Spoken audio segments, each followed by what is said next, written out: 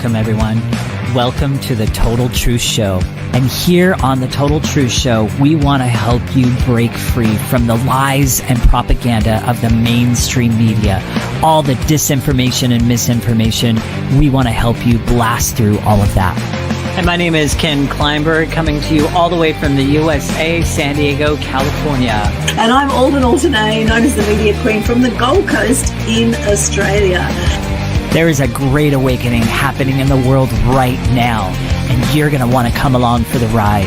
A lot of lies are coming to the surface. There's a lot of awakening happening, and as this awakening is happening, people realize they've been deceived for years. They've been lied to for years around all sorts of things. A lot of people have been blind to what has been going on in the world, and now they're starting to see. They're starting to see things in a different light. Through our show, we want to raise global consciousness to quantum critical mass. And we don't want you just to accept the things that we're saying. That goes for our guests as well. We want you to do the research for yourself.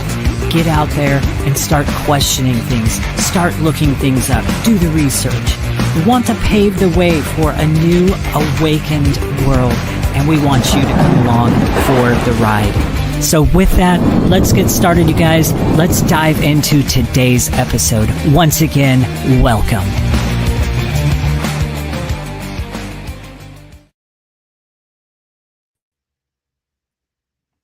Yes, welcome to Total Truth Show, episode 104. The truth about networking is our topic today. We have a fantastic guest with us all the way from Iowa who we'll introduce very shortly, and my co-host, of course, Ken Kleinberg from San Diego. How you going, Ken? Amazing. And how are you doing? Fantastic, thank you. It's a beautiful day here in Paradise on the Gold Coast in Queensland. Now, a little bit about our guest today. Now, our guest is the founder, creator of I Know a Guy, or ikag.me. I Know a Guy. It's a daily newsletter and podcast dedicated to helping entrepreneurs, professionals, and innovators grow their networks through meaningful connections. With a passion for storytelling and collaboration, our guest introduces his audience to inspiring people, actionable insights, and opportunities to build authentic relationships. Welcome to the show, Anthony Markey. Thanks for having me, guys. I'm happy to be here. Great to have you here, all the way from Iowa. Tell us a bit about Iowa. What's it like over there? Well, it's the middle of the Great Plains, so we got plain. Yeah, we got a lot of flat, so it depends on what you like. But we got corn, beans, hogs. Yeah, no, we got all of it. So. All right. Okay. Beautiful. All right. And you actually weren't born there, though, were you? Well, no. I was originally from Illinois, but just on the Illinois side of the Mississippi, same cornfield, different taxes. It's right there, all the Midwest. So. Ah, nice. Beautiful. I love your accents, I must say. Any part of America that you guys are from, I just love it. And I know the Americans love the Aussie accent. So we do have this beautiful relationship going on between the Aussies and the Americans. But now let's talk a little bit about you and why networking is the topic for today. Why did you choose this topic? Yeah, no, I've been self-employed for 7 years, and I've done all different kinds of networking. I've been in different groups, I've been online, I've been in person, done all of it. Started off, a little bit more shy, grown into, okay, now I'm confident when I'm speaking with people, and it's been one of the biggest drivers of my business. And if you're in business for yourself, you need to network in some capacity, whether it just be meeting local business owners, whether it be going to your chamber of commerce, whether it be going on shows like this and meeting people. It needs to be a big part of your business, and you need to be better at it, and you need to know what your options are. Yeah, I think networking is absolutely crucial. And I think more so nowadays because through the pandemic, we saw a lot more scammers come out of the woodwork. And so people don't know who to trust. And what's happening more and more now is people are going by word of mouth. They're working with people who they actually know. They know they're not robots, right? They know they're not, not AI figures. And it's becoming more and more of a world of what is true, and who is real, and who are we connecting with, authentically. So with networking then, what are some great practices you would say with networking that people should take on? Yeah, no, well, to touch on what you just said, I think you're right. I think networking is becoming more authentic to what it used to be before the internet, because the internet happened and everything changed, and then you ended up with people renting Lamborghinis and posing in front of them, saying, "This is who I am," and people realize that now. So we're actually kind of coming back to what feels more like the town square version of networking, where you're growing a circle of people that match your values, that you feel comfortable referring back and forth with. So it's kind of a virtual town square that we're able to make now. So it feels more authentic. It feels more human. But anyway, to your point, to the question, that right, find that kind of people is what you're looking for. You're finding the people. You're not able to network with everybody, just like you're not able to have everybody as a client. The people that you're going to attract are going to be the ones that do match your values, that you would feel comfortable not only referring to, but knowing that if they're going to refer you, they're going to do it in a way that's authentic as well. Because the whole idea behind networking is growing a circle of people that are going to advocate for you and your business when you're not around. So you want to make sure that they're doing it in a way that you approve of, and that you can reciprocate that as well, because all of this comes down to reciprocity, right? You're going to help people, they're going to help you, and that's going to compound and multiply your efforts.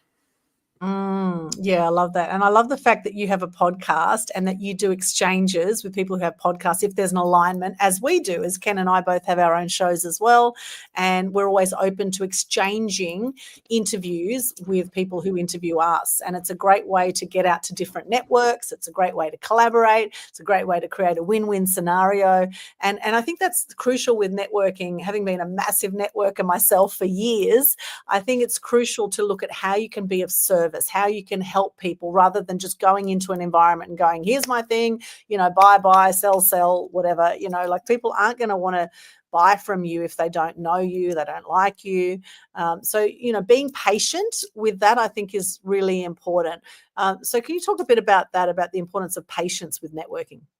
Yeah, absolutely. And a lot of that just comes with maturity, doing it more. You're going to realize, okay, I went into a networking event and I was just looking at everybody as a potential prospect.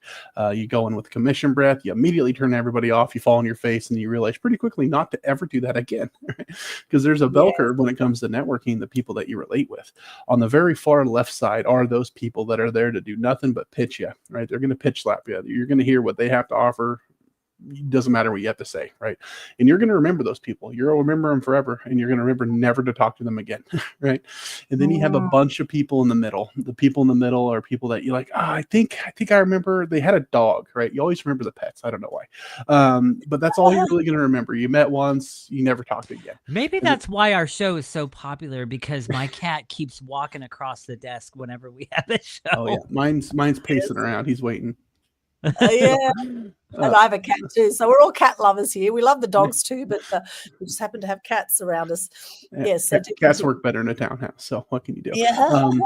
But no, yeah, the people in the middle, they're kind of gray. They really don't blow your hair back. And then on the far side, on the right side, which is where you want to be, are the people that you're going to remember forever, because you really engage with them. You want to talk with them. You want to grow with them. And those are the people that come into that conversation, the polar opposites of the people on the left. They're opening up with, how can I help you? What can I do to help you out in any way? How can I serve you? What advice or what value can I bring you that's going to help you in your business? And then a lot of times they don't even ask for anything in return, right? You'll know what they do and you'll want to reciprocate, but they're not going to ask for it. And you're actually more likely to do it in that situation, because you feel like, they really provided a lot of value for me. I want to help them in any way that I can. So then you come back and you go, well, what can I do to help you? And those are the people that you're really going to remember. Those are the people that are going to help you become a better networker as well, because you want to be that side. You don't want to be on this side or in the middle. Yes, absolutely. Yeah, I love that. Anthony, and tell us a bit more about how you actually monetize your networking. So what are some ways that you help people? Yeah, it is all monetized through collaboration, right? I don't charge anybody for any of the things that I offer. If I can add value to a lot of people, and everybody knows what I do and they like me, I'm actually way more likely to be referred to the people that I can help. Right? Because they want to reciprocate and they know, well, what Anthony's looking for is this. And then if they come across that, I'm memorable. Like if I was one of those people in the gray, they'll never remember what my offer is. They'll never remember making an introduction. And because I'm getting really good at that, this is my ask if you ever see anybody, feel free to make an introduction. If you think I could provide value, people want to reciprocate there. So that's the best advice when it comes to monetizing, is just monetize through collaboration and then find out other ways to network, right? Some people, they have different referral relationships where it's like, hey, if you know anybody that you can help me with this area and you guys already have a relationship, and I'll give you XYZ percentage. That tends to work pretty well as well, because then you're incentivized outside of just reciprocity to, inform people, hey, have you met Ken? And set up those relationships. Yeah, so affiliate marketing is really powerful, isn't it?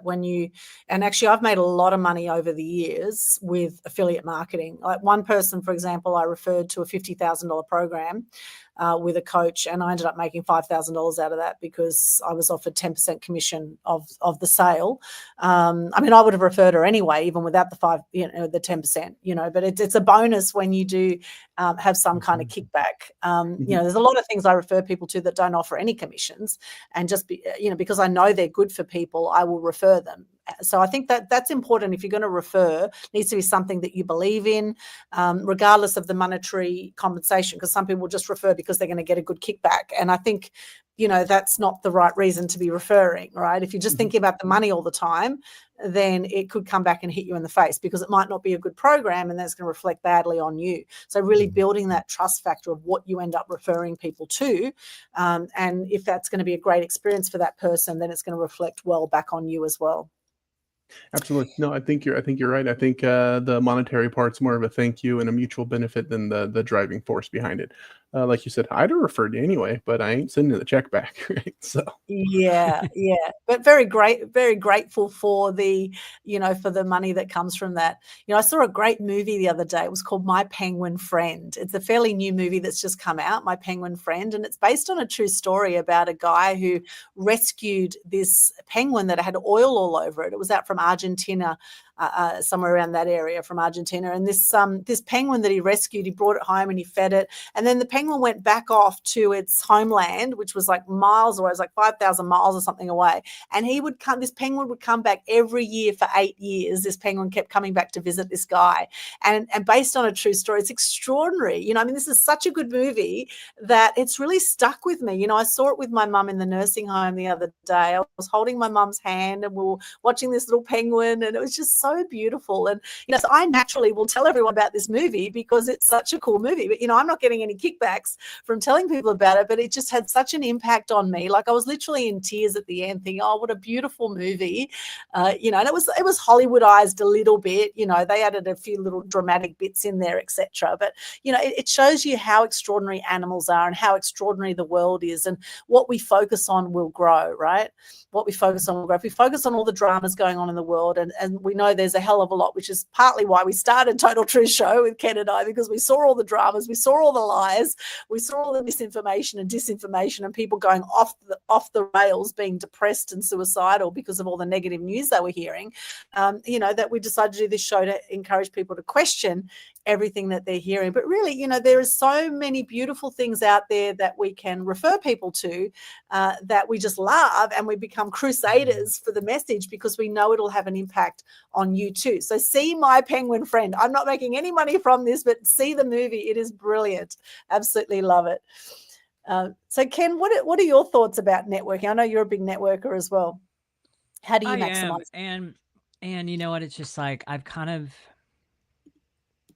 found my way around certain networking groups and stuff like that, and found my way into the ones that I really feel like are making a difference and really serving each other. So that's been a bit of a process, making some decisions, but I definitely agree with what Anthony is saying. When you come across the person that is just only concerned with just sell, pitchy. My LinkedIn account is the perfect example of that. As I'm trying to grow that and trying to actually end up making that more of my primary account, because it's a great networking platform. It's a great place to connect with high-level business leaders and different things like that. But the thing about it is that is one of the frustrating parts of it. People are reaching out to you in the messenger part of it, and they're sending you these messages. There's no hi, there's no hello, there's really nothing. It's just, hey, da da da da da da. I can do this for you, and I can do that. And I'm just like, yeah, instant turn off. Later. Yeah. And then there's the people that come across that are, hey, let's get on a Zoom call and have a coffee chat, and different things like that. Now that I'm open for. Yeah, sure. Let's have a coffee chat. Let's exchange stories and see how we can help each other. And, one of the platforms that I have is called, that kind of like curates that process, is my Expert Interviews with Ken platform.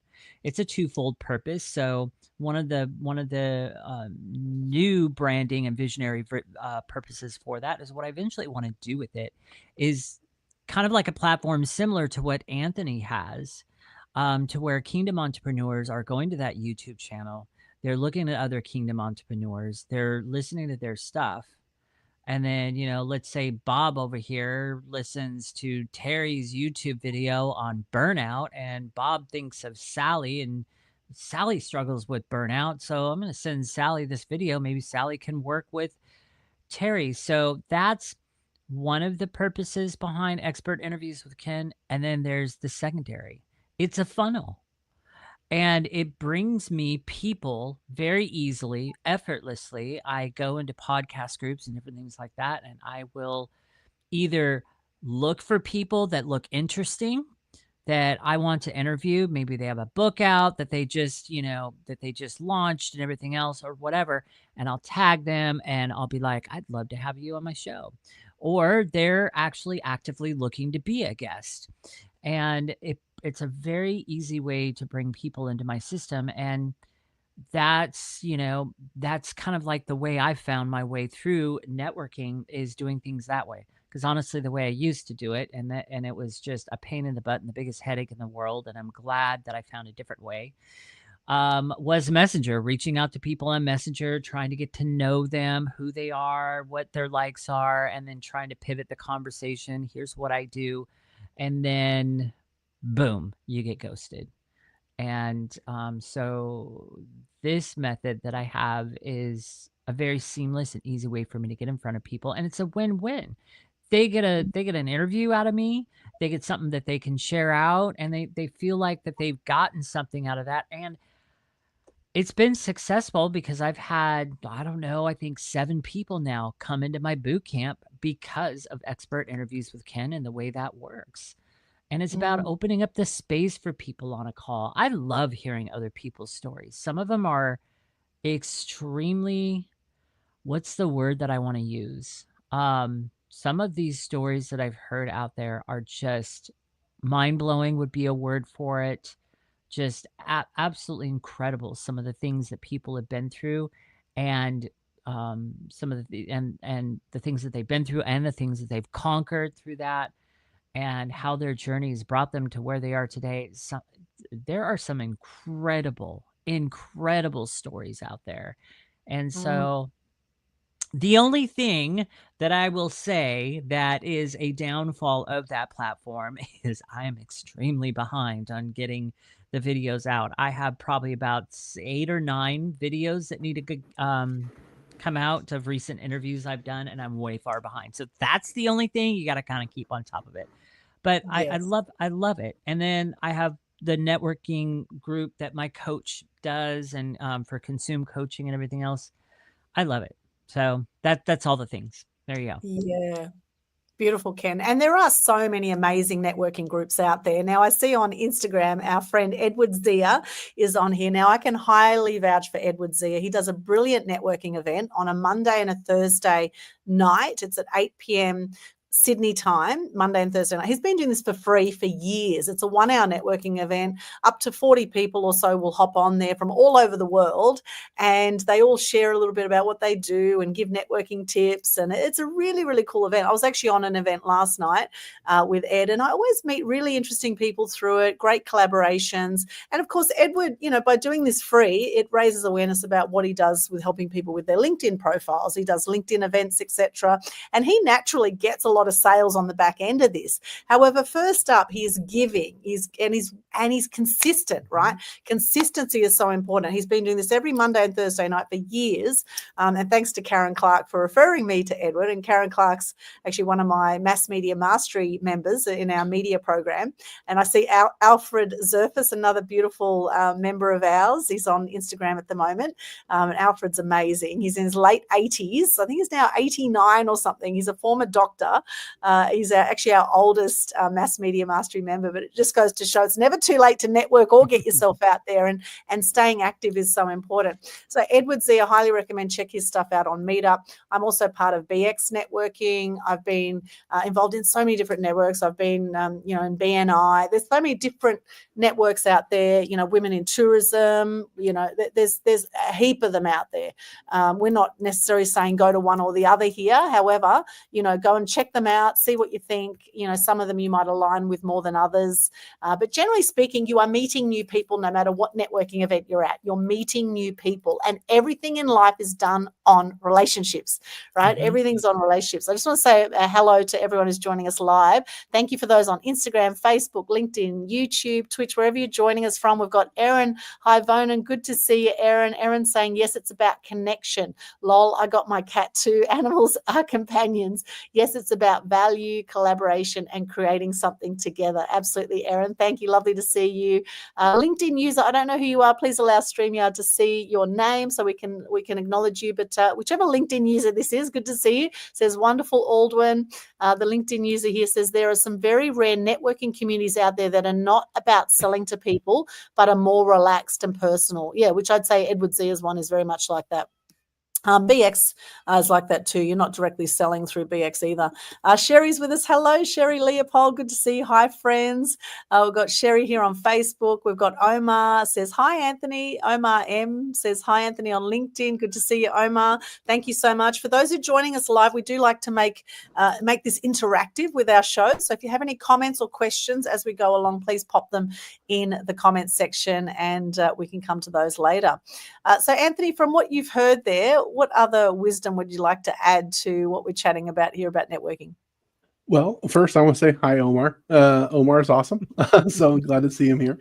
But yeah, no, you're absolutely right. There's so many great networking groups out there. It's all about flavor, right? Which one is going to be the best for your needs? So, if you're in the B2B space, there's some that aren't for you. There are a lot of B2C. If you're in the B2C space, then maybe there's other ones. And so it's about finding that group of people, like we kind of alluded to earlier, the ones that might match your values or match your clientele, that you're able to work back and forth with, and make sure there is that reciprocity. Last thing you want to do is be in a networking group and it's kind of like cliquish. And this core group, they're the ones that are actually networking. You're just kind of there for as a guest experience, kind of. So finding that right networking group, they're out there. It can be rare because there's only a couple that are going to fit your exact purposes. But yeah, absolutely, they're out there. Go find them. Yeah, and it's not necessarily about how big the networking community is either, because sometimes I've been to some events where there've been just a handful of people, like maybe 5 to 10 people, and there've been amazing connections. Sometimes those kind of events sometimes are better than events with 40, 50 people, because you actually really connect and you really get to know people on a deeper level. So I also recommend, be committed to really building relationships, to getting to know people, seeing how you can help people, and then, the money naturally will come from that. There's a saying in different marketing circles I've heard, which is jab, jab, jab, hook. Jab, jab, jab, hook. And what that means, jab, jab, jab, hooks, it means with your marketing, give 3 lots of great content or information or value before you ask for a sale, before you make an offer, right? So jab, jab, jab, hook, as in the boxing terms. Jab, jab, jab means give great content, give great content, give great content and value or connections or whatever it is. And then you might have an offer, right, that you come in with. So 3 times more of giving value than actually asking for the sale or having an offer with no pressure to join, of course. A lot of people feel pressure with different, sales experiences we've had, which I think why sales is such a dirty word for a lot of people. Yet really, if you're in business, we're all in sales, right? Whether we like it or not, we are all in the business of sales, because without a sale, we have no business, right? So the thing is actually owning that and going, yeah, okay, I have an amazing offer here for people. And if they take it up, they're going to benefit from that. And if they don't, they're not. And your offer is not for everyone anyway. You know, you're not going to want to do business with everyone out there. You know, some people you're going to be more aligned with than others. Some people are more open to learning and growing, and some people aren't, and that's okay. You know, so really being committed to what you want, or to the impact you're going to have in the world, but not attached to how that's going to look or who's going to come on board with you with your business as well. I think that's really important. Yeah. So, Anthony, what have you seen in networking circles that you say is a big no-no, that you say? Have you got any horror stories you can share with us? Great question. Yeah, no, yeah. It just goes back to the people on the very left side of the bell curve, but they're there to pitch you. There's been times, and it used to frustrate me. I used to be like, oh, you wasted my time, but honestly, they didn't. Because let's say you're in a speed networking event and you have 7 minutes to connect with somebody, and they take the entire 7 minutes to pitch you something. Thank you. Now I know not to have a 30-minute meeting with you afterwards. You saved me time by letting me know that this isn't going to work out. Oh no, I'm going through a tunnel. And then, so, no, you run into that a lot. And like I said before, a lot of that's just maturity. So you have a couple paths that you can go down for that. You can either stick with them and try and correct them and teach them, this doesn't work for anybody. It's not going to work for you. Surprise. We can fix that if you'd like to take the rest of the time here to explain, why you shouldn't do this, or you can just get mad and leave, right? So, a lot of it comes down to how you're going to respond, and that's kind of everything in life. Is things are going to happen to you, and then you get to decide what to do about it.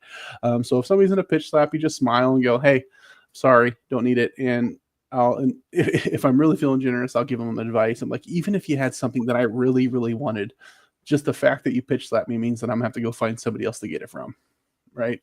I can't reward this bad behavior. If you have a win, you're going to keep doing it. So there's all sorts of stories like that. I'll run into it where, like Ken said, my messenger blows up. It's like, hey, you might like this, or I post a video on YouTube and I can help you grow your YouTube channel. I'm like, no. Oh gosh, no thanks. Yes. Pass. And then they'll be like, well, why? I said it's free. I'm like, because I said no. I'm sorry. See ya. So you can get inundated, especially since everything's global now. You'll hear it from everybody, everywhere, all at once. And how did you first realize the importance of networking yourself? Do you remember, was there a point that you thought, gee, networking is really powerful for me in my business? Yeah, there's been a lot of those moments where you'll make a connection, and the ones that really stand out, because you have the ones where you meet somebody and you're like, this is a great connection. You made a friend. You guys can find ways to collaborate and work together, and those are nice. But the ones that really stick with you are the ones where you might go into the meeting or into the networking event, and you have a preconceived notion of who this person is and what they're going to say. You kind of get that little bit of ego. I've been doing this long enough. I know what I'm doing. And then they say something that makes you stop and go, huh, I didn't know that. That's awesome. And you meet somebody that, kind of shocks you. And that's just, a little bit of ego, a little bit of, being, judging a book by its cover. And those are the ones that really stand out to you. Obviously, like I said, the ones are, you create those relationships, but there's people out there that they're doing awesome things and you don't know what you don't know. So, just having the humility to go, how can I help you out? Let me hear your story. And if I can help in any way, I'm going to love to. So that's the biggest.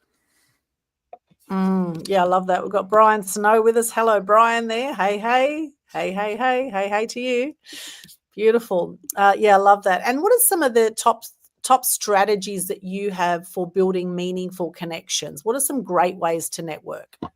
Well, strategy number 1 is read How to Win Friends and Influence People. Do it on an annual basis if you need to. It's an annual read for me. Because it should be mandatory reading in high school. It doesn't matter what you do in your life. It doesn't matter if you're going to be an entrepreneur or solopreneur. It doesn't matter if you're going to go be a regular W-2. Being able to communicate with people is important as a person, right? You're going to need to do it better. So I think it should be mandatory, and then implement in that. My best advice when you're networking with somebody the first time is try it out. It might feel weird at first because you're not going to talk about yourself. You're exclusively going to talk about that other person, and you're going to let them go. You're going to see how far you can let them go, for how long you can let them go. Make it a game. Right, you start talking about them, you start asking them engaging questions, pay attention, ask actual questions, and then just go. And then after you get past that 3 minutes in some cases, 5 minutes in others, 10 minutes in some extreme cases, you'll start getting into places that they haven't rehearsed yet, and they'll start saying things like, "Huh, I've never told anybody that." And that's when you know you're getting to the real stuff, right? You're past the polish, and you're going to get down into that. And by the end of it, even if you never get to say anything about you, at the end of it, they're going to say, "I am so sorry. I just took this entire time talking about me. Can we meet again? I'd like to hear about you." And then what they're going to do is they're going to reciprocate and do the exact same thing for you. They're not just waiting for their time to talk now. You let them get it all out. They feel nobody's ever let them do that before. So you're immediately going to stand out. They're going to remember you forever, and they're actually going to listen and want to help you out. It's kind of like magic, and that's, again, right in the book. So I can kind of attest to that as well, because that's kind of a strategy I've been trying to use more often, because I'll get a lot of people that come on a discovery call and they give me this 4-minute version of their story, and I'm like, that's it? I mean, I don't say that, but that's what I'm thinking in my mind. I'm like, are you kidding? So I'm kind of learning to lean in further and go, what about this? And what about that? And what about this? Because I want to dig into their story. I actually legitimately want to hear more of their story, because there are a lot of really amazing stories out there. One guy I was talking to the other day, he must have been homeless and going from place to place to place for a whole year in his life. And yet he's got 3 businesses that he was trying to get off the ground during that time. And I finally, I had him on his, I had him going on his story for about 30 minutes. And we're talking about a 45-minute discovery call that turned into an hour and 15 minutes. But I was happy with it because I got so much details out of his story. I mean, it was amazing. I mean, his friends were giving him a hard time. It's like, why don't you just let the business idea go? Like, you're homeless and get a job. And I even mentioned that to him. I'm like, what about your friends, give you a hard time and just tell you to get a job? And he's like, absolutely. He's like, I was just fumbled by friends all the time, that would just give me a hard time. But he persevered, and he's now a thriving entrepreneur. And he's got an audience of at least 10,000 people and different things like that. But it's like, you get these stories and you just kind of have to dig deeper. And so I actually appreciate the people that come across my path that aren't afraid to go deeper and take that time. I totally agree with you, Anthony. Yes, we love to be heard, don't we? And active listening is a whole art form in itself, isn't it? I know I've been a great talker in the past, not such a great listener, and it's almost like it's a skill. It's a learned skill, I think, to really actively listen. And it's interesting. So many counselors, you'll go to a counseling session, and for an hour, all they do is listen. They give you, they just go, or they listen and might nod a bit and say, like they're listening. But, it's amazing how good you feel after just dumping stuff for an hour to this counsellor that gives you no sort of feedback or advice afterwards. All they do is listen to you, and you feel amazing because, you're letting all this steam off. And they say a problem shared is a problem half solved, right? So being able to share and be listened to is huge.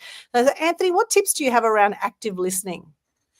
Oh, that's a struggle for me. I rabbit really hard. I'll squirrel off and I'll kind of miss things. So it depends. Are you talking in person or virtually? Virtually, it's a little harder because there's all the distractions and you're this little box. So for me, I just have things that I fidget with all the time. So if I'm messing with something with my hands, Yep. Yeah. Well, I have one that's quiet. It's just, I spin it or I fidget. So that really helps me. And then, not looking at the screen because there'll be chat, there'll be stuff. So looking directly into the camera.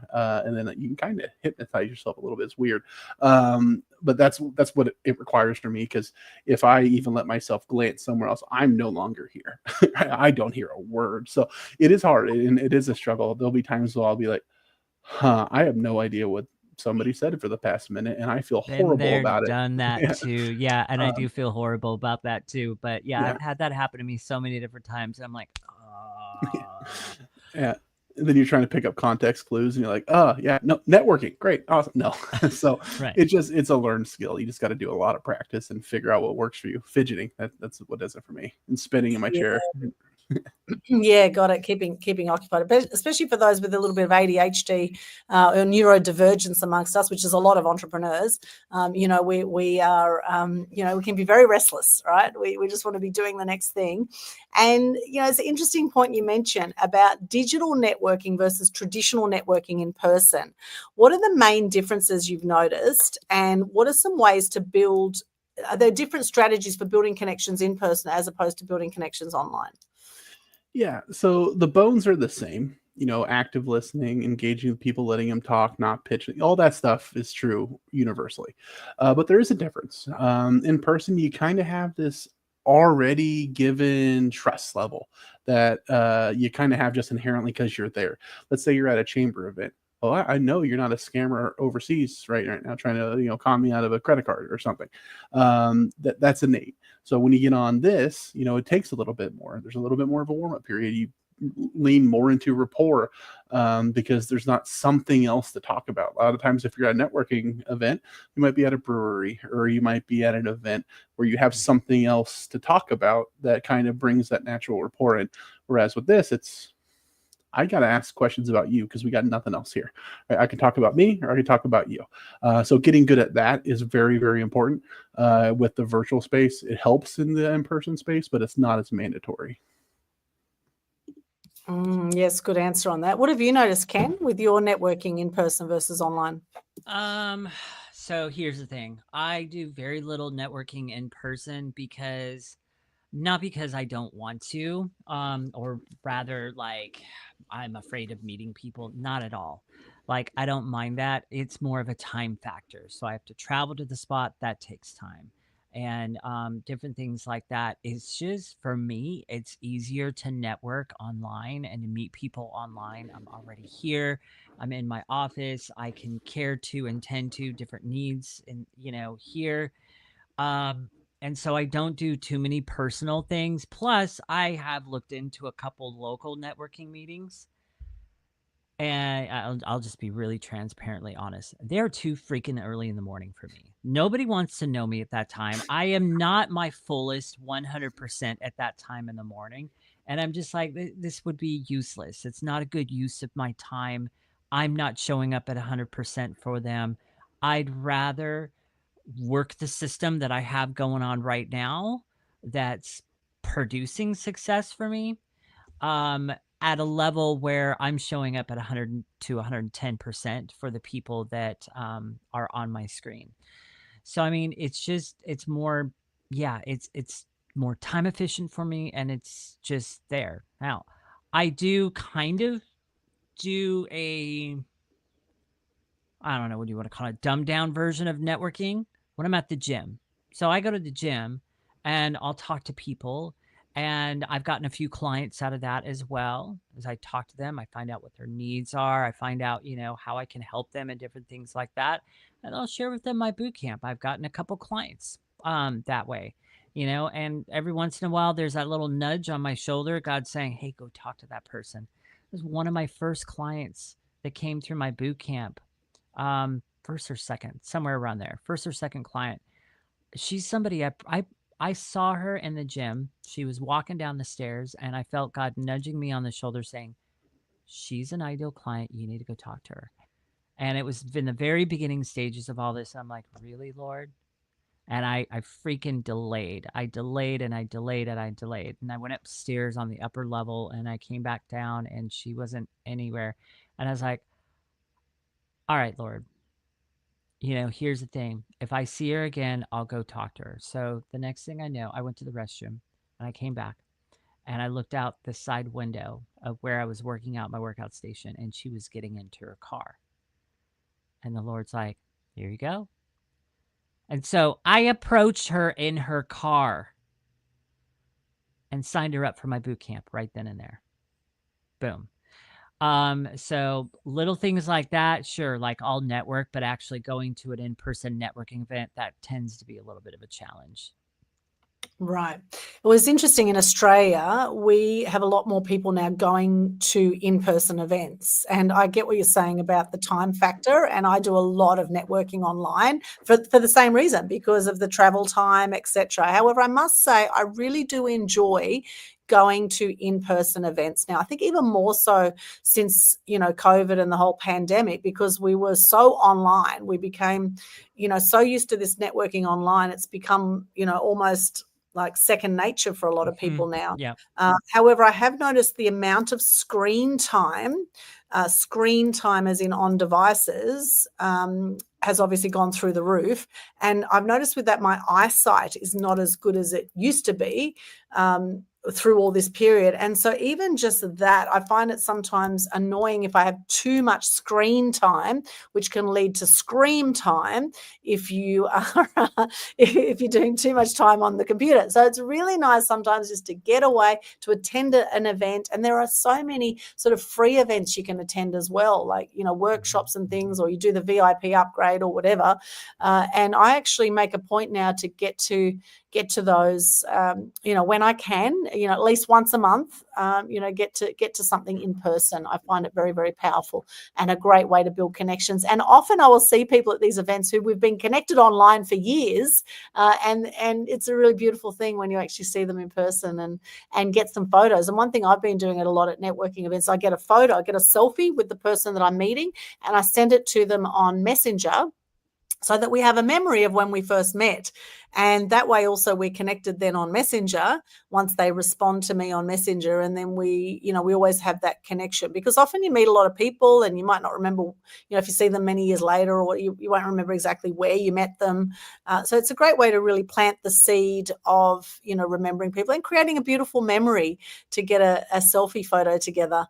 And, that's something that's worked very well for me. And in fact, to the point where I actually pitched the idea with a guy called Kevin Bees, I pitched the idea of a world record to do the most number of selfies at an event to the Business Blueprint community with Dale Beaumont. We pitched it to him for one of his conferences last year, and I think it was actually November last year, and we actually got the world record. It was over 3,000 selfies in 3 minutes with a group at an event, and it was just it was such a fun thing, and a great way to connect with everyone is to get these photos. And in the last month, I've actually lost 2 friends. I had 2 friends die unexpectedly, long-term friends. And I think the more that you see people in your life that just die unexpectedly, I think the more that you want to capture some memories when you're with people. And what I've noticed is that when I meet new people, I really make the time to really connect with them, get to know them, because you never know when will be the last time you ever see that person again,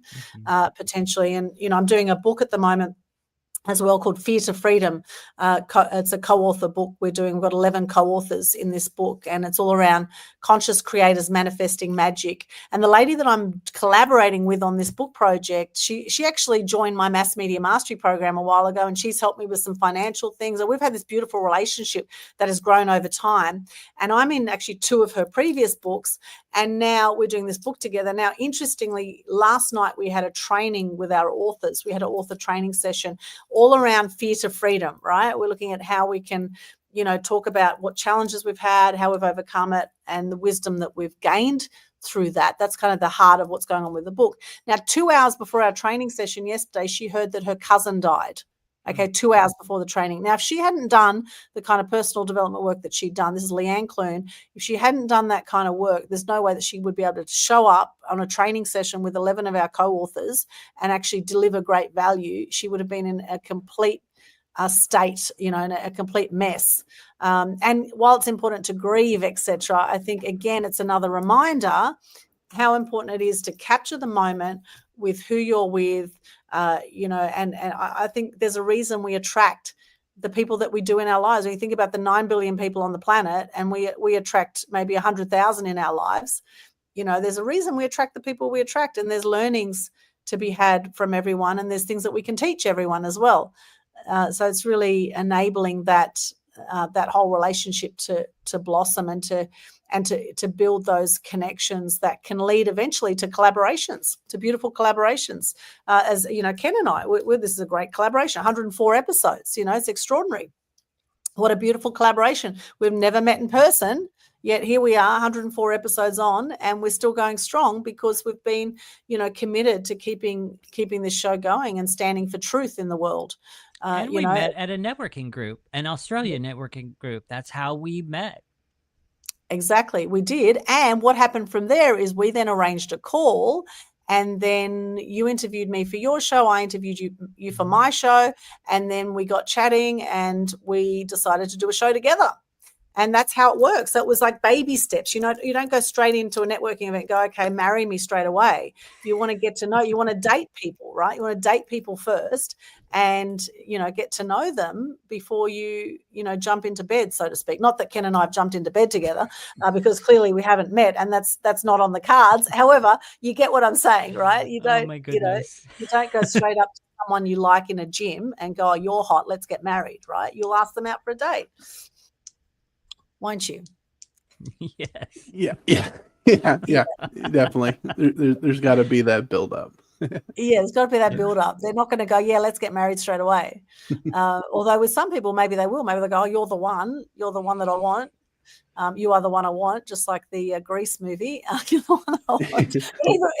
even in Grease, with John Travolta and Olivia Newton-John, right? Even there was a build up before they were, in the hot pants, so to speak. So yes, it's being patient again, isn't it? Great networking is exercising patience. It's getting to know people. It's building those relationships. Now, what other tips would you give us, Anthony, on some other great networking practices or tips?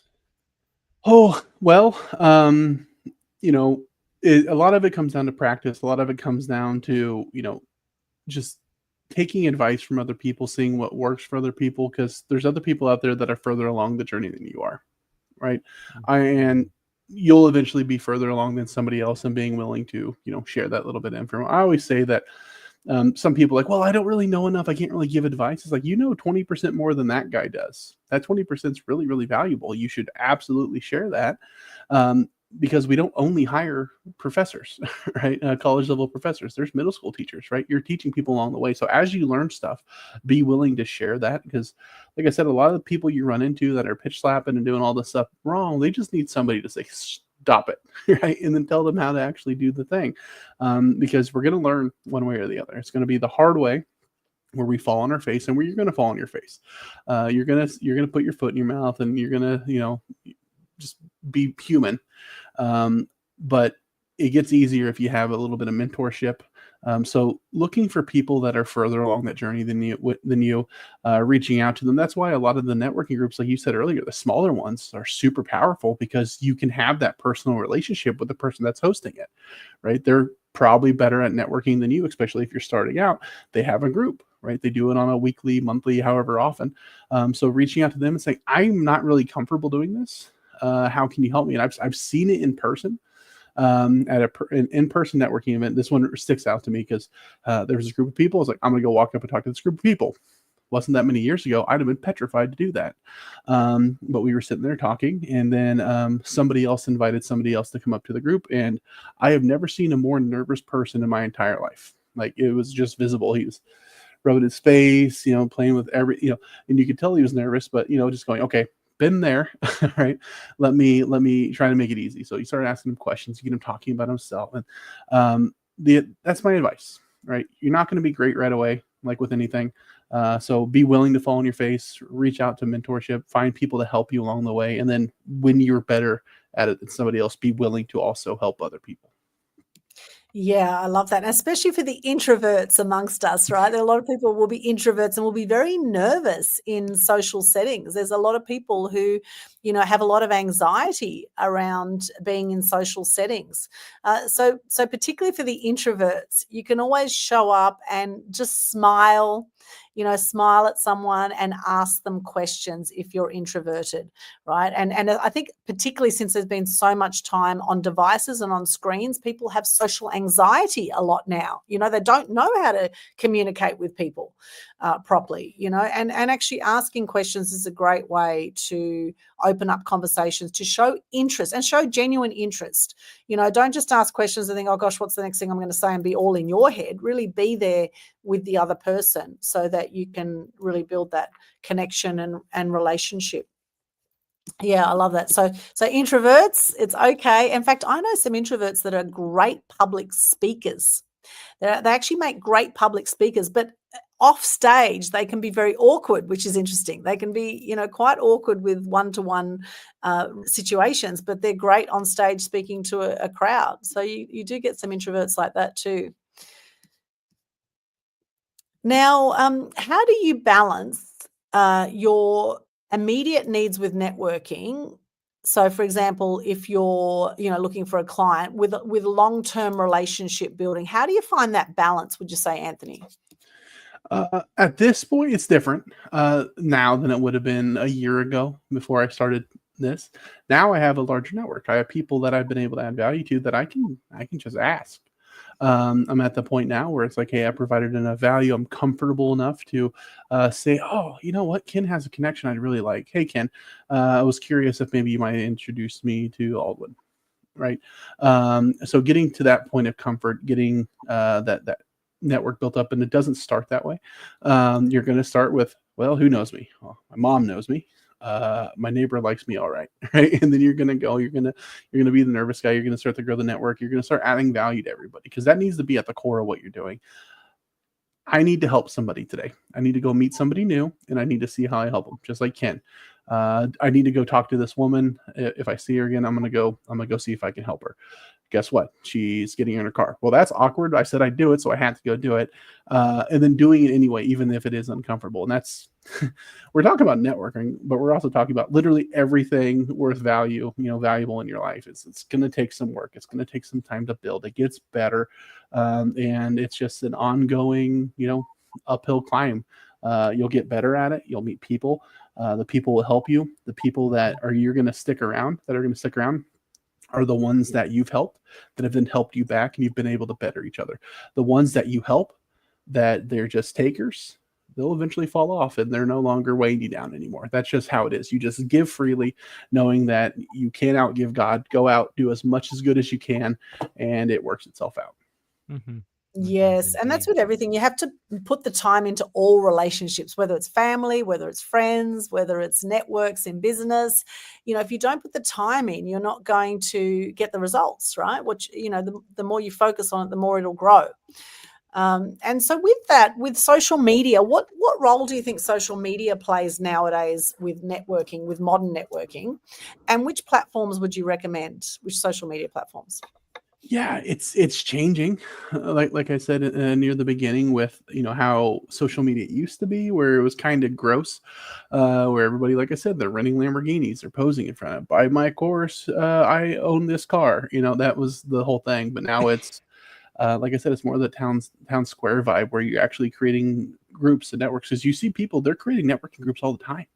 I get invited to 3 or 4 a week that I've never been to. And I'm like, yeah, I'd love to see all of them. I can't, right? There's definitely not enough hours. But people are looking to create their own little circles, right? Because there's platforms out there. There's big networking groups. You have your BNIs, which that's the whole concept, is they're bringing a group of people together that are going to advocate for one another's business, even when they're not around. That's the core of networking. Is I want people that is going to be a duplication of me, that I could partner with, that if they hear anything that I can help with, have you met Ken? Have you met Aldwyn? And then just make the introductions, right? That's what we're looking for, multiplying your efforts.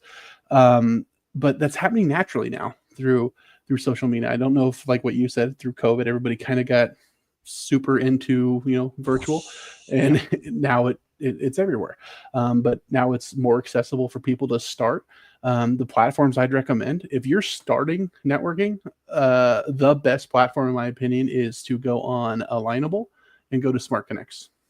It's going to be great practice. You might not find your optimal network there, but you'll get used to talking with people, in their Smart Connects with 7-minute intervals. You're meeting somebody new to have a conversation with. You're going to be able to practice that, initial get to know you, and you might make a couple great connections. So one of the best connections I've ever made in networking period was from one of those. No, he's everywhere. Everybody knows him, but Rodolfo Gargioni, in case anybody out there knows him, because all of you do. But that would be my biggest one. But also LinkedIn. Obviously, you're meeting professionals, you're meeting people. You can kind of search for the kind of people you're looking to network with, but then try different ones out. There's so many free ones out there. There's so many ones that you can visit and test out. Try all of them. I'm gonna try a new one every month, or I'm gonna try a new one every week. And then just go do it, right? Go get a lot of practice and go get a lot of reps. It's just like going to the gym. You're going to go in, you're not going to know what you're doing. You're going to go do a bunch of different stuff, find out what you like. That is so cool, because I didn't actually even know about Alignable, and I've just had a quick look in the background. Alignable.com, Alignable. It's free networking, and it's got 9 billion business owners in there, which is extraordinary. It is absolutely my favorite place to tell people to go practice. 9 billion with a B? 9 million. 9 million. I was going to say that doesn't make sense. The world's population is 8.5. I'm like, how's there 9 billion? We all own a few businesses. Sorry, 9 million. I meant to say 9 million with an M for Mary. Okay. 9 million business owners. Yeah. Extraordinary. Untapped customers, referrals. It says here, partnerships. Great. I love it. I've just learned something today. I'm going to check out Alignable. That is very cool. And of course, LinkedIn, 80% of people on LinkedIn are business owners or decision makers. And there is a great little app in LinkedIn called My Most Trusted, which a lot of people are using too. And you can do referrals, and you can list trusted connections, etc., with the My Most Trusted app, which is a free app. There is an upgrade version to it. However, I do recommend get the My Most Trusted app as well. And what I love about My Most Trusted is you can invite up to 1,000 people a week to your events on LinkedIn. And with My Most Trusted, there's the free LinkedIn and the free My Most Trusted. My Most Trusted will actually invite 1,000 people for you. It'll just say, have a cup of tea, and we'll just invite, and just slowly goes through and invites 1,000 people to your events, which is a really cool automation as well in the background. And I must say, a lot more people are getting frustrated with Facebook and with Instagram, because it's becoming much more pay to play. Only 2% of people are seeing your posts. So many more people now, I'm finding, are going over to LinkedIn. And of course, YouTube, people are getting a bit frustrated with all the censorship, etc. But YouTube is great, of course, for SEO to be known. It's still great for that. I think you just have to be selective what content you put on YouTube. This is why we have BitChute, Rumble, Telegram. We have other platforms that we share content to that could be deemed, a bit too out there for YouTube. So I think good use of the platforms is really important. Yeah, so that's great. Any other apps or networking groups that you recommend? There's a number. Obviously, I recommend my newsletter. That would be my first recommendation, by the way. But outside of self-promotion, there's one networking group that I actually pay to be a part of, and that's Phil the Connector, the Connector community.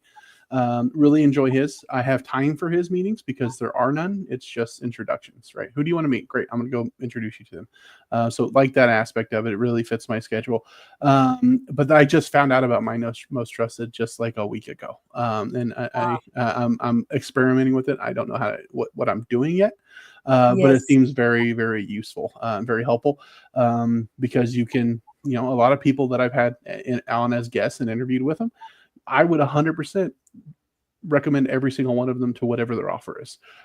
Use me as a reference. Ask me to make an introduction. Happy to do it. As long as I've had a conversation with you and I know you're on this end of the bell curve, I'm more than happy to refer you to anybody inside of my network, because I last thing I want to do is beat up the people I know and like with the people I haven't met yet. Right. So as long as we've had that conversation, just ask. I'm happy to do that. Yes. And with your bell curve, so explain the other side of the bell curve. Yeah, so the bad side is the pitch slappers, the middle are the forgettables, and the right side are the people that are there to help one another and network. Right. Okay. So if you come out the other side of the bell curve, you're doing all right. But Yeah. the pitch slappers are going to get stuck on that first section. Yeah. They're on the bad side. We don't talk about them. Then you have the people that are just kind of forgettable. They talk to you for a little bit and you're like, I'm not going to remember you in 30 minutes. I'm sorry. But the ones that stick with you, they're the ones that you want to emulate. You want to go, okay, what'd they do to make me remember them? Right. Because I'm going to do that every time moving forward. From my experience, it's the ones that wholeheartedly ask you, what can I do to help you? And then my advice, when somebody asks you that, have a good answer, right? I've asked a lot of people that question, how can I help you? And the answer is, well, I don't know. I mean, if you could introduce me to somebody I could help, that'd be great. I'm like, I know a lot of people. You please help me narrow it down. But if you can be very hyper specific about where you could best serve somebody, if you could introduce me to, middle school teachers that need, help with, stress relief or whatever it is, be hyper specific because I'll go, oh, I know her. Oh, I know that person. Let me introduce you to Susan. And then you'll get way more results. It seems counterintuitive because, oh, I can help anybody. Sure. Yeah, probably can. But niche to the point where somebody can actually introduce that person, not a category. Now you're making me feel bad because I think I gave you a generic answer when you asked me that question. Well, you can always answer again. Be more specific. It's not a one-time thing. Yes. And that's the thing is, being willing to keep, changing and ebb and flow with, as you learn information, you make the tweaks, right? And same with all these platforms and apps and social media, et cetera, that's coming out. Like, as you said, you've only just joined My Most Trusted recently. And others have been in it longer, etc. The thing is, as the new apps and technology comes out, like, none of us are brilliant at this from the beginning. We all learn as we go. So actually being gentle with yourself and actually giving yourself time to get to know the different platforms to utilize them properly, because it could actually save you a lot of time to be able to use these new apps and even the new AI tools, etc. And so much coming out now that will save people so much time and so much energy by getting to know some of these apps and tools out there that will help with your networking and help with your content creation, etc. out there. And also, I think it's important to keep sharing from the heart as well. Yeah. When you're doing your social media content, share what's going on for you in your life. Don't just share constantly about your business, right? Or how you're helping people in your business. Yes, we want to know that, but we also want to get to know you. So that's a huge tip I would give around that. Now, I want to talk about rejection, because this is something a lot of people do not like, rejection, and a lot of people will avoid networking because they're worried about getting rejected or about someone not being interested in them when they reach out to a new person. What advice would you give for people who have issues around rejection? Go get rejected a bunch of times and you'll get over it. I don't know another way around it. It's gonna suck. None of us like it. It's not like I go out there. There's a book, it's Go for No, right? And it boils down to the same concept. If you go get a bunch of no's, statistically, you're going to get more yeses. You're going to get, the thing you're looking for if you can go out and be willing to fail a bunch of times. I like to kind of put it in perspective. If you knew all it would take to get the result you want is to go get told no 10 times in a row, how fast are you going to get told 10 no's, right? Oh my gosh, right. I'll have it done in 30 minutes, right? I'll go get it done immediately. So just kind of learn from it. Everything revolves around that. Like I said, we keep talking about networking, but it's applicable everywhere. You're going to be bad. You're going to get better. You're going to have to do it the hard way, though, right? Go be willing to do it a bunch of times and fall on your face. That's it. I'm sorry. Wish it was easier. It's not. Just remember, there's a learning curve around everything, and it's actually great to be reminded of that concept. It's like, go out and intentionally get as many no's as you possibly can, and don't be emotionally attached to it. Just go out, just get the no's, and somebody's like, no, thank you. Say, okay, great, you're number 20. Even play a game out of it. It's like, you're number 20. I'm looking to get 100 no's, and you just reached number 20 for me. So thank you. And walk away and go on to the next person. Create a game out of it. Yes, and on that point, it just reminded me of something that happened when I was doing online dating, and in effect, online dating is kind of like networking because I did meet some very interesting people, and I ended up doing some business with some of the people I met online dating, which I did for years, and very interesting who you'll meet online dating. Now, one guy on there who was probably half my age, let's say in his 20s, his very first line was, "Do you want to F?" Right? Do you want to F? And I thought, gosh, that's a bit of a harsh line. I thought, well, I'm definitely not going to respond to that one. But I thought to myself, well, if he sends that same message to 10 different women, do you want to F, or men? I mean, who knows what people are into nowadays, right? They're all whatever, right? People, 10 different people, individuals. Do you want to F as the very first line on a dating site as the intro line?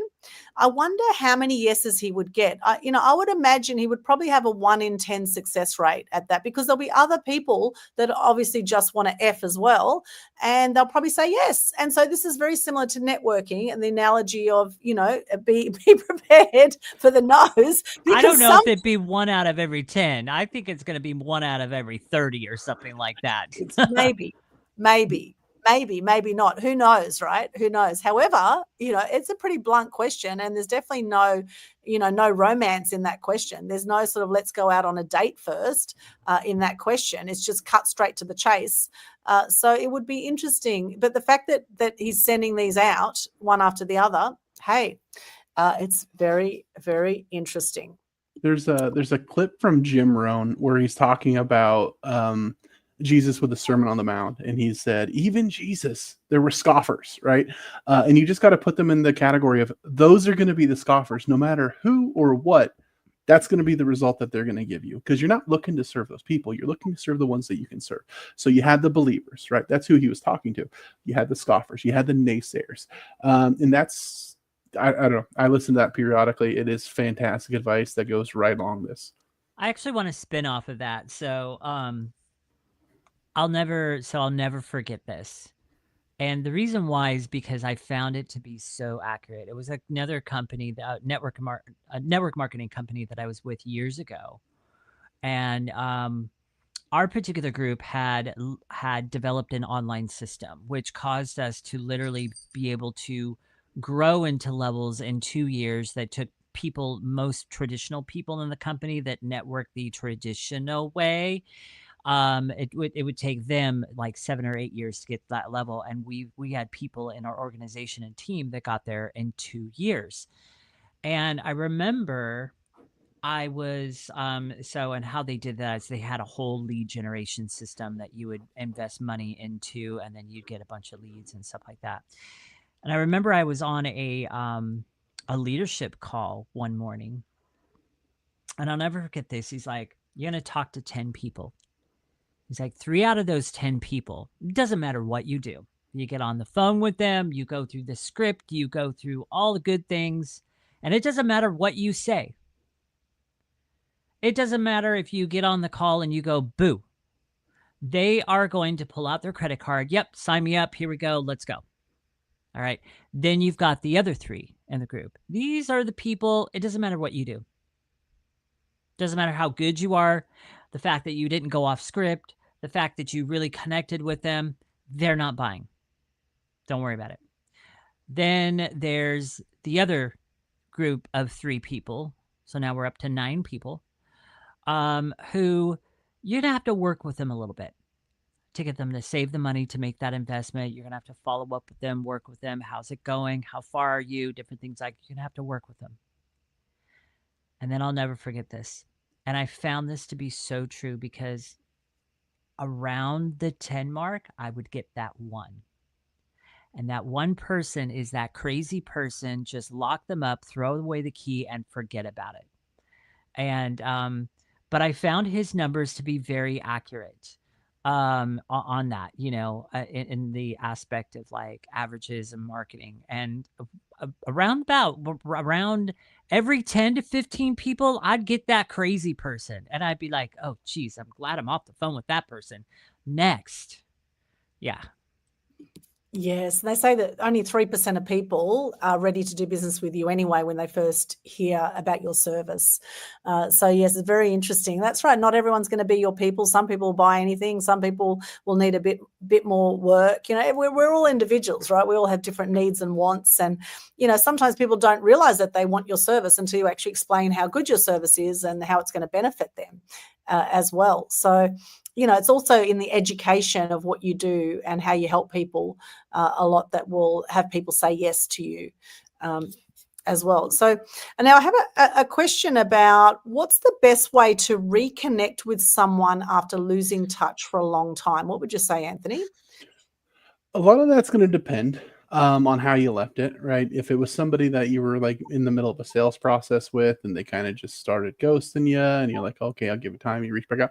That's different than if it's just somebody that maybe you networked with and you got busy, they got busy, and you never had that follow-up meeting.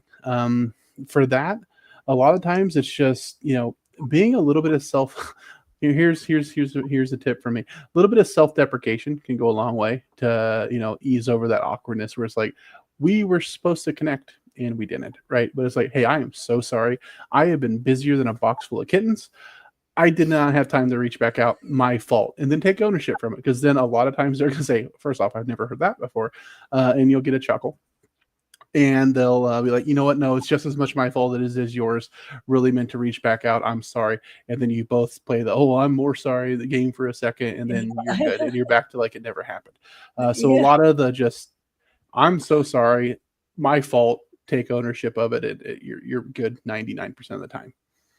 Yeah, I love that. And what about your advice of actually the follow-up? Now, they say the fortune is in the follow-up. So what advice would you on how to follow up after you've met someone at a networking event, either online or in person? The follow-up starts when you're still talking to them, right? Creating the reason that you're going to follow up a lot of time, because then you're creating that pattern where you say, hey, you know what? I'm going to give you a call Monday. And then you do the thing because now you've reestablished that you're trustworthy, right? Because if I said, hey, I'm going to give you a call Monday and then you don't hear from me for a month, you're like, okay. So setting it up in the actual meeting, hey, you know what? I really appreciate this. I'd love to talk more. I don't have time right now, or I know you got to run. Let me have your number. I'll give you a call Monday, and then do the thing. That's the best advice when it comes to follow up, is tell them what to expect and then do the thing. Yeah, great advice there. And this is for you and for Ken. I'm curious, what's the most unexpected connection or opportunity that has come from networking for you? Most unexpected connection or opportunity? You. Ah, yes, Ken, that's great. Yeah, I'd say you for me too. That's definitely unexpected. So I met a gentleman, the guy I spoke to earlier. I met him about a year ago. Since meeting him, he's made over 300 introductions. So every time he introduces me to somebody, I get on the call, and the first thing I say to them is, how long have you known him? Oh, I've known him for a week. My advice when it comes to Rudy is foster that relationship. And I tell them he's made over 300 introductions. I go, if networking or relationship building or collaboration is remotely important in your business, he's the person you're going to want to know. So revalidating the fact that, he's really great at what he does, and that helps him look a little bit better than me. So it's that. But recently, after meeting him, it looks like I'll be speaking at a college at the end of the month in front of 200 business owners. Don't know how that happened. Never done that before, but that whole relationship. Yeah, beautiful. Love that. And if you were to condense all of your knowledge around networking into just a few little tidbits of advice, or into maybe just one golden rule even, what would you say that would be, or your advice would be? Well, it's the golden rule. You said it. Treat others the way you would like to be treated, right? We all want to talk about ourselves. We all have something to say. We all want to show what we do. Let them, right? That's what you want. Let them. One of two things is going to happen. They're going to reciprocate, and now you get to do it. Or they're not, and now that's not the person I'm supposed to be talking to. That's it. It really boils down to the golden rule. Yeah, beautiful. And looking ahead, as we're starting to come to wrapping up the show shortly, with the advancements now in technology and AI, how do you see the future of networking evolving? Oh, that's a great one. It is. I think a lot of it's going to be algorithmic introductions. There's things out there right now. I haven't tried Bordy.io, I think, or AI, where it makes introductions for free on LinkedIn for people that would match your criteria. There's things like Lunch Club out there where you can, get introductions. There's things like we just talked about it earlier. I'm blanking on it. My Most Trusted, right? All things like that could start making introductions that you didn't even know you needed. So AI is going to play a bigger factor. I'm going to nerd out for a second. Because I like Here we saying go. So I'm a big fan of sci-fi. I nerd out about it. Literature, movies, all this stuff. So there's something called the Kardashev scale. Not sure if you guys have heard of that before, No. but it's a way of measuring the advancement of a civilization. So a type 1 civilization has complete dominion over their planet, energy production, all this stuff. You control the weather. We're about a 0.8, right? A type 2 civilization, the entire energy consumption of the entire solar system, right? Then your local cluster, and bigger and bigger. I heard somebody one time say the internet was our first type 1 civilization technology. I think AI is our second. Fascinating. Wow, that's got me thinking. And what did you call that before? The Kardashev scale. Kardashev. How do you spell that? Good question. It starts with a K. Kardashev. Yeah, if you get close enough on Google, it'll correct you. Well, that's very, very interesting. The different civilizations we're moving into. And yeah, I mean, you kind of think about, UFOs and aliens that have been, proven to be true in the past. And there is all sorts of evidence of that. There are other civilizations right now, right? Yes. With super intelligence. And, really, we probably only know a little spectacle of what's actually out there in the universe. And that, could be scary for some people and could be exciting for others. So how to embrace this fast changing world around us? What do you recommend, Anthony, to move with the times? Hold on to your butts. I don't know. It's one of those things you don't know what's going to happen. It's technology accelerates. You think, okay, we're going to have in 2 years we'll have this, in 3 years we'll have this, in 5 years you'll have this, and it's like, oh, well, what I expected to happen 5 years from now happened yesterday, right? It accelerates. So you really don't know what to expect. They just came out with a quantum chip that, like, it's the size of a grain of sand. It has more computing power than all the computers on the planet. It's like, that's ridiculous. I don't even know I can't get my mind around that. There's certain things the human mind just goes, nah, big. That's as, if somebody says a trillion, you're like, that's just a lot. I think it's called the supercomputer. I think that's what they're calling it right now. It's a supercomputer. I have no idea. It's wild, and it's going to accelerate. And I'm just trying to talk to cool people. And if it helps me meet more of them, then cool. Yeah, well, that's great. That's great. Meet new people. And, any other trends or strategies that you think people should start adopting now to stay ahead of the game with their networking? Yeah, listen to what's working for other people. That's the main way to do it. There's going to be a million people that you can meet, or, however many, and they're all going to have a different experience than you. They're all going to go and they're going to try different things, and they'll tell you what's working for them if you ask. So a lot of times I'm like, hey, how do you know so many people? Well, actually, I joined this group, or I followed this thing, or I tried this AI, or whatever it is. They'll tell you. So a lot of it's just listening to what people say and finding what works for you. Yeah, beautiful. Love that. We are about to wrap up on this topic, the truth about networking, episode 104, Total Truth Show. Any other final words of wisdom you'd like to share? No, I think we kind of covered a lot of it. My advice is just lead with service. Have a servant's heart. Go out and try and do as much good for as many people as you can. It's going to pay off. I always like to say the universe is kind of like a giant vending machine. If you put $1 in it, eventually 2 will come out at some point. So how many dollars do you want to put in it? Me, I'm looting the couch. I'm finding the spare change. I'm stuffing the thing because, it's going to come back around. Yeah, beautiful. And how can people connect with you, Anthony? Yeah, you can find me on LinkedIn, or you can go directly to my website. It's ikag.me. So the abbreviation of iknowaguy.me. You'll be able to see the newsletter, the podcast, everybody that I've interviewed there. And also you'll see all my links to all my socials and everything there as well. Beautiful. And do you have a favorite quote or motto you'd like to share with us today? Yes, I do. We kind of hinted at a version of it because we've defined this idea, because the quote I'll give you, it's succinct, but it's been said a million different ways. It's the same idea across generations, across millennia, and it's the Zig Ziglar. You can have everything in life you want if you just help enough people get what they want. That's the golden rule. That's karma. That's you reap what you sow. That's the go-giver. That's the you can't outgive God. That concept, we're just trying to define a universal truth. So steer your ship into that. Yeah, love that.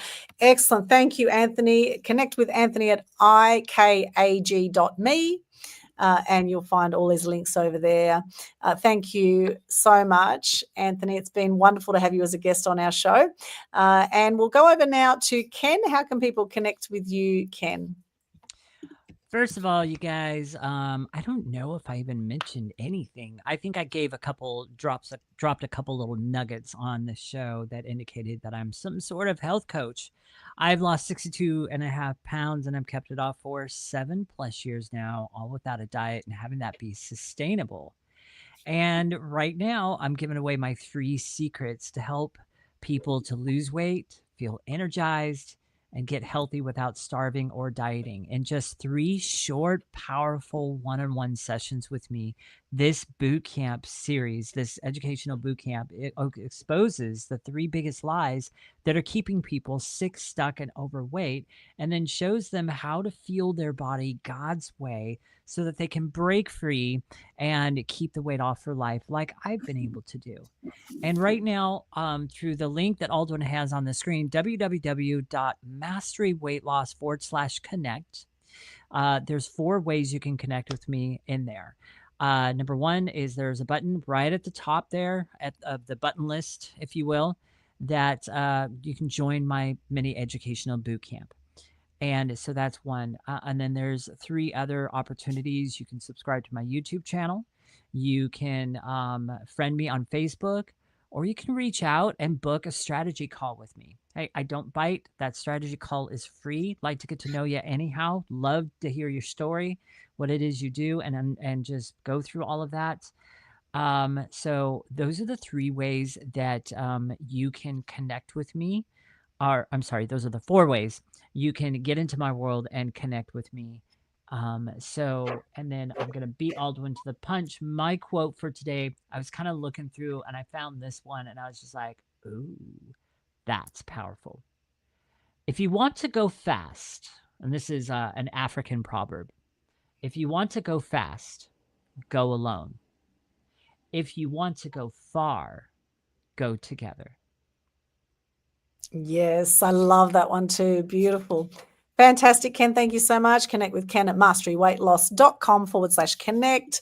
Thank you. Thank you. Always a pleasure doing the show with you, Ken. And for those who want to connect with me, hop along here to linktree/Aldwyn's got all my links, linktr.ee/Aldwyn, spelled ALDWYN. And I have 2 great quotes here for you today. Your network is your net worth by Porter Gale. Your network is your net worth. And the other one is networking is not just about connecting people. It's about connecting people with people, people with ideas, and people with opportunities. Ooh, that's good. So that's the quote there. And what I do is I help you be seen, heard, and known amongst the noise through mass media exposure. We help get you onto TV, radio, print, and through online media, build your brand, your influence, your impact, and your income. And if you hop along there, you'll see we have a Global Good News Challenge that we do every single month. It's a free challenge, free marketing for you, and a great way to share gratitude and good news and help to reduce depression and suicide rates and lift the energy on the planet. And the reason I'm passionate about this is because I've had depression. I've had 4 friends take their own lives by the age of 45. And I've worked in the media for over 20 years as a journalist and have seen the impact of negative news. And this is why we share gratitude and good news with the Global Good News Challenge. So if you go to my linktree/Aldwyn, you'll see the link for that. You'll see some great free resources on my media website as well, linked in there. And this is my YouTube channel, Aldwyn Altuney Media Queen TV. We have 1,500 videos in there now, and I'd love for you to join and subscribe and stay connected on there. We have lots of inspiration and some comedy and all sorts of cool stuff in there as well. I want to thank everyone who's joined us on Instagram. I can see Natalie King's joined us, Kitten Bear, Edward Zia, of course, Alfred Zerfus. Great to see you guys. Facebook, LinkedIn, YouTube. Thank you to everyone who's joined, who made comments earlier. If you have been watching live, let us know that you've been watching live in the comments, or if you're watching the replay, let us know replay in the comments, and let us know what have you got out of this show. Erin Hyvenen, great to see you there. Thank you to our LinkedIn users, Sherry Leopold, Omar, Brian, Mehmet Kana, good to see you there as well, hopped in, Mehmet, and so many others. Thank you so much for joining us. Any final words before we wrap up the show today, Anthony or Ken? I admire your ability to properly pronounce people's names because I tend to slaughter them. So I appreciate the fact that you can actually read through those and go, oh, that's what this is. And so, yes, there you go. Oh, thank you, Ken. I concur. I get names wrong for a living at this point. I see one, I give it a shot, and 5% of the time I get it right, and then I play it off like I do it all the time.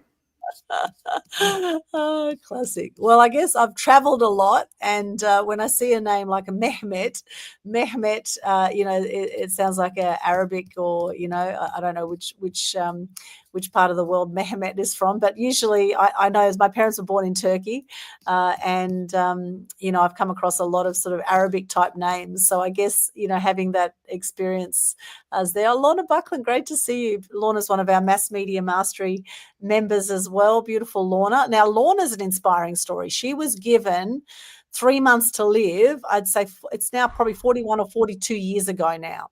And she's extraordinary, and she's in her, I think, late 70s now, or possibly even 80. Good for her. Lorna, good on you. Yeah, she's amazing. And look at her. She hops online here, and she's networking online by hopping in and commenting. So thank you, Lorna. I really appreciate you. And we actually did some events together as well in Brisbane a few years ago, which was all around skyrocket your success for those years that we did it. So yes, back to Mehmet. Mehmet Kainar I imagine is how you would say Mehmet's name. Thank you so much. And if we have slaughtered any of your names, we now apologize. We're doing the best we can with what we can see in front of us. And I'm sure I've slaughtered many names in my time as well. Thank you so much for joining us, everyone. Have a beautiful day or night wherever you are in the world. And here's to more great networking, more of being of service. There's no greater purpose than being of service. So how can you be of service more to someone today? And it will always come back, because the law of reciprocity works that way. Thank you once again, Anthony. Amazing guest today. And Ken and I will be back with more fantastic Total Truth Show episodes. Make sure that you like our Facebook page, follow us on Spotify, give us a review on Spotify. That'd be really cool. Connect with us on YouTube, etc. All the different places, BitChute, Rumble. Thank you once again. Thank you, Ken, Anthony. We'll see you again next time here on Total Truth Show. Bye for now. Bye. See you.